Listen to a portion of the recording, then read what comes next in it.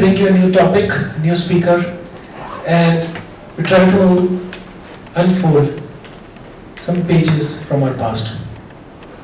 This time we have picked a topic which is before all those pages were written. We're talking about poetry this time. Poetry has been there since the evolution of mankind. When we started to walk, if I go by Darwin's theory, when we started to speak, or even before that, when we were not even having a proper defined language the way we understand language today, we were still doing poetry. You can see poetry in form of cave art. You can see poetry in form of all those toys, tools that you see from Stone Age and continuously evolving after that. For centuries and centuries, the texts that we now read were orally passed on, the Vedas and all the mythological scriptures. We have this very interesting thing. Our past, we have termed a major chunk of our past as myth, and hence we call it as mythology. The moment it becomes myth, we ourselves, we put ourselves into this dilemma whether to trust it or not. So it remains as a small text. Okay, it's interesting. You can read it. You can enjoy it. It's poetic. That's it. And then you have so many people who can translate it in their own style, convey it to you. Every translation has got its own meaning. So what is the original context? What is the original meaning? What is the original depth of that particular verse? It's not easy to define.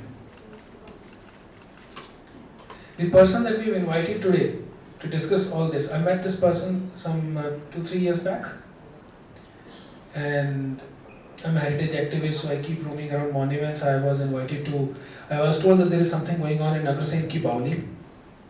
And when I say Agrasen Ki Baoli, how many of you know about Agrasen Ki Baoli in Delhi? You've seen PK movie? Come on guys. There's a Baoli in there. You know what a Baoli is? Yes. It's a step 12. When you go to Agrasen Ki Baoli, how do you spell Agrasen? A-G-R-A. But over there it is written as Ugrasen, U-G-R-A. Why? Again, when I went there for the first time, I was slightly surprised. Why is it not A-G-R-A? Why is it U-G-R-A? And then one of the poetic verse helped me. So I remember this line from Guru Granth Sahib, where in Granth Sahib, very few people, names are, you don't find names too much. There are no stories. But at very few places, there are some mentions for reference where you get some names. Over there, Agrasen is mentioned as Ugrasen.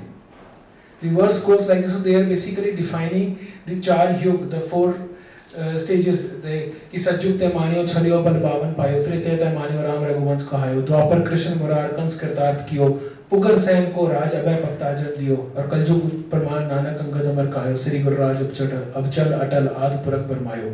So when they go like this, that's where I realized, okay, at that time, because this entire area was known as Jaisinghpura, and there was a strong Sikh influence also much later. The local dialect, Sikhs, they picked up that dialect only. It's not that they started that dialect, but they picked up that dialect. So it's obvious that over here, this is how the language was, and locally he was known as Ugrasen.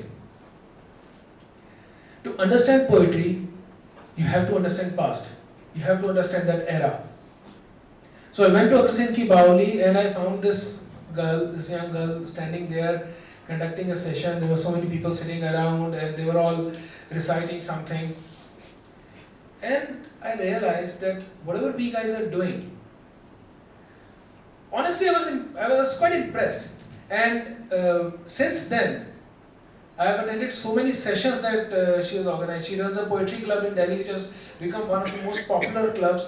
And whenever I am able to, I make sure that I don't miss this club, because I saw how she brought talent from schools, even from slums, and took it to a level, trained them.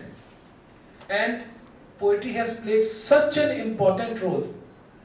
She is now working in the education sector. She is a writer. She is an amazing blogger, poet. She reads a lot. And the way she conveys, I don't have to prove it. Another 2 to 3 minutes, you'll get the idea what I want to say.